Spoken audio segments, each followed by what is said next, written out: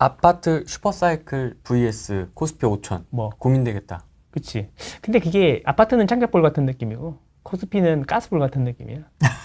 확 오르는데 쑥 꺼질 수도 있잖아요. 그죠? 그걸 이제 뭐 장기적으로 뭐 5년, 10년 보면서 장기 투자하시는 분이 몇 프로나 되겠습니까? 그냥 뭐 미수 몰빵으로 해갖고 곱하기 3 해가지고 그냥 주담대 받아갖고 이런 거 막 주식담보대출이에요. 한번 곱하기 3까지 될걸? 그래갖고 하루에 30%만 튀기면 100%야. 막 이러면서 그런 생각을 하는 사람들이 훨씬 더 많은 것 같더라고. 저 주담대 써서 한번 해봤거든요. 아, 살 떨리더라고요. 나도 곱하기 2 옛날에 많이 해봤어. 아, 이거는 정신적인 스트레스가 장난 아니더라고요. 그러다가 이제 1억 가지고 시작하고 10억 모았다는 사람들이 금방 나와요. 그러다가 다시 이제 그 하락 한 2번 맞잖아? 맨날 이렇게 안 가고 이렇게 가니까 2번 맞잖아. 그러면 10억 있던 게 다시 없어졌다고 이런 이야기 많이 하죠. 반대 매매 돼가지고 엄마 아빠한테 돈 빌려 다니고 이런 애들 많아지죠, 갑자기. 그래서 이게 출렁임이 많으니까 문제인데, 내가 뭐 1억을 1,000만 원 넣어가지고 마통으로 이제 보통 이제 5천만 원 땡겨서 그걸로 해보니까 재밌어, 괜찮아. 주식 방송이라든지 채팅방 들어가 보면 전부 다 그 이야기만 해. 야, 내가 이 주식 있잖아, 주담대 받아가지고 곱하기 3 이렇게 5천만 원을 1억 5천으로 레버리지 해갖고 30% 뜨니까 우와, 이게 원금이 벌써 2배가 됐어 막 이러면서 막 그런 것만 올라오잖아. 그러면 그거 가만히 보고 있다 나도 한번 해봐야지 했는데 되는 거야. 그래서 이제 만약에 예를 들어 5천 원이 1억이 되잖아요. 그러면 원금 5천 원을 빼놓고 하는 게 아니라 단어. 1억을 다시 해가지고 또 곱하기 3을 해. 근데 결국은 마지막에 한 번은 호가거든. 그렇죠. 그러니까 다시 원래대로 돌아오는 거야. 그렇게 될 가능성이 있다, 이런 거죠. 그걸 뭐 이렇게 장기적으로 이제 금리가 내려가고 앞으로 이제 괜찮을 주식을 찾아가지고 우량주를 찾아가지고 내가 이게 그래도 금리 사이클 한 2, 3년은 가겠지? 2, 3년 묻어놓고 쭉 수익을 보겠다, 이런 사람들이 몇이나 있어요. 엔비디아? 10배 올랐다고? 100배 올랐다고? 그거는 옛날에 사가지고 안 팔고 계속 엔비디아의 미래를 계속 흔들려도 계속 참고 있었던 사람이 가져가는 거지. 다 단테하지 않나? 아니, 한 10년 갖고 있어가지고 1000배 올랐던 사람들 들어는 봤겠지. 당신 주위에 그런 사람이 몇 명이나 되는지 한번 생각을 해봐라. 그리고 막 전 재산을 거기다 막 몰빵할 정도로 용기 있고 그렇게 실제로 그렇게 하는 사람이 몇이나 될까? 생각은 포트폴리오라는 차원에서 제일 먼저 집 하나 있고 그 다음에 주식이나 코인 잘하면 자산 배분하는 게 맞지 않나? 나는 그 생각이 변함이 없습니다. 이렇게 보시면 돼요. 지금 재개발, 재건축은 이주비 이슈가 불거져가지고, 네. 이주비가 이제 무주택이나 처분조건부가 아니면, 그러니까 무주택이나 1주택은 나오고 그 외에는 안 나오잖아요. 그래서 이제 호가가 좀 떨어진 데도 있고 하거든요. 그래서 재개발이나 재건축에 관심이 많으면 두 가지가 있는데, 네. 이미 계속 말씀드리지만 이미 진행되고 있는 거, 관리처분 인가난 거, 그런 거를 하시거나 아니면 똑같은 컨셉으로 적은 돈으로 해야 된다 그러면 재건축이 될 거 초기 재건축을 사면 돼요. 초기 재개발 말고. 초기 재건축이요? 예, 그 분당 같은데. 그러니까 뭐냐면 분당은 재건축이 안 돼도 올라요. 아니, 그 선도지구 탈락하면은 엄청 많이 빠질 거라고 하신 분이잖아. 있었죠. 있었죠. 뭐 확 투자자들이 많이 갖고 있어갖고 확 빠질 거다, 그런 이야기 하시는 분이잖아요. 네. 그죠? 근데 하나도 안 빠졌잖아요. 왜 안 빠졌을까요? 그리고 지금 솔직히 뭐 이주가 어떠고 뭐 이런 이야기 많지만 선도지구 지정된 이후에 분당 아파트가 그러면 아파트 재건축도 안 됐는데 떨어졌어요? 올랐죠? 그리고 경기도 전체 기준으로 봤을 때 수익률도 상위에 있잖아요. 그게 왜 그런지를 생각해 봐야 되는 거야.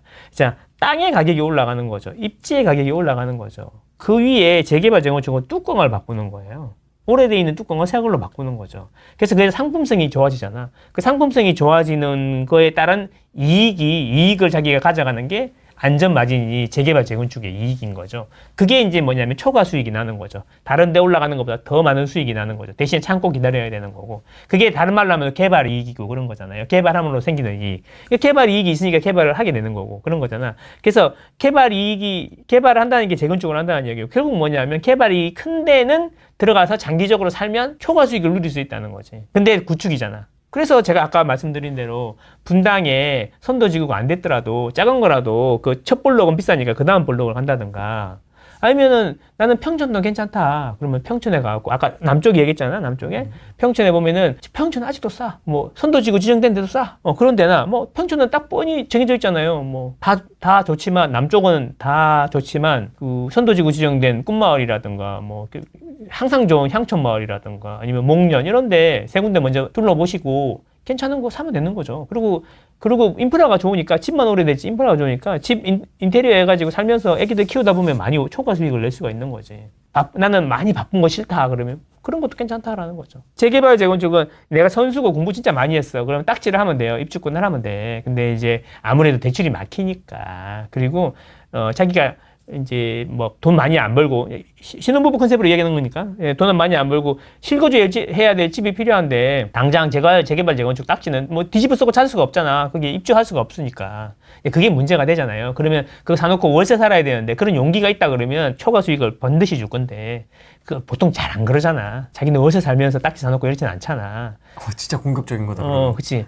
근데 이제 그런 게 아니라 그러면 그냥 장기적으로 재건축이 될 만한 입지 좋은 곳에 사서 살다가 보면 거기도 초과 수익이 날 거다. 이런 이야기인 거죠. 아까 뭐 분당이나 평촌 이런 데고, 그 다음에 삼본도 있고, 일산도 있고, 부천도 있는데, 거기는 아무래도 분담금이 좀 많이 나오겠지. 분양가가 낮으니까 분담금이 많이 나오겠지. 이제 그 세 군데보다는 먼저 일단 분당 보고, 제일 좋은 것부터 봐야 되잖아요. 분당 보고. 분당 안 되면 평촌 보고. 이런 식으로 가야죠.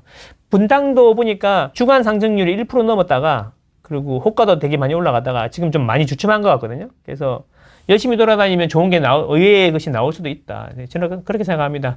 그게 안 되면 이제 평촌 가가지고 돌아다니면 되죠. 그런 컨셉으로 하시라. 근데 이제 나도 많이 해봤고, 뭐 이렇게 현금도 좀 있다. 그러면 재개발, 재건축은 상당히 괜찮은 것 같다. 이주하고 있는 것 같은 경우에는 4, 5년 되면 무조건 입주하니까.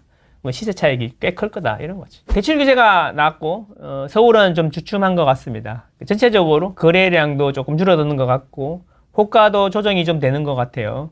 그래서 결국에 이게 하락으로 갈 거냐 이런 이야기인데 저는 하락이 와도 그 깊은 하락이 오지 않을 거다. 단기적으로 그칠 거다라고 생각하고 짧으면 3달, 뭐 길면 6개월 안에 다시 그 상승으로 돌아설 거고 더 문제는 앞으로 이제 금리는 계속 내려갈 거고 물량이 진짜 절망적으로 떨어지는 구간이 이제 내년에 온다라고 보면 저는 지금은 뭐 우량 부동산을 취득할 때다라고 생각하고요. 물론 뭐 주식이나 코인도 마찬가지라고 생각합니다. 그래서 오히려 지금이 호가 조정도 되고 조건도 조정되는 그런 시기가 아닐까 하고요. 입지 좋은 우량 지역에 먼저 가가지고 열심히 돌아다니면서 전화번호를 남겨놓으면 아마 또 내년에는 후회하지 않지 않을까 또 이런 생각을 해봅니다. 아까 그 추세선 보셨죠? 하한선 올라가는 거.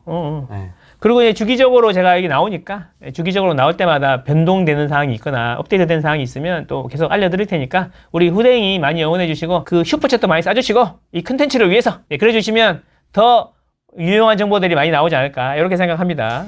네, 사실 개인적으로 하반기 KPI가 있습니다. 망고쌤 부익남 보내기. 자꾸 네가 그러니까 안 부르는 거잖아.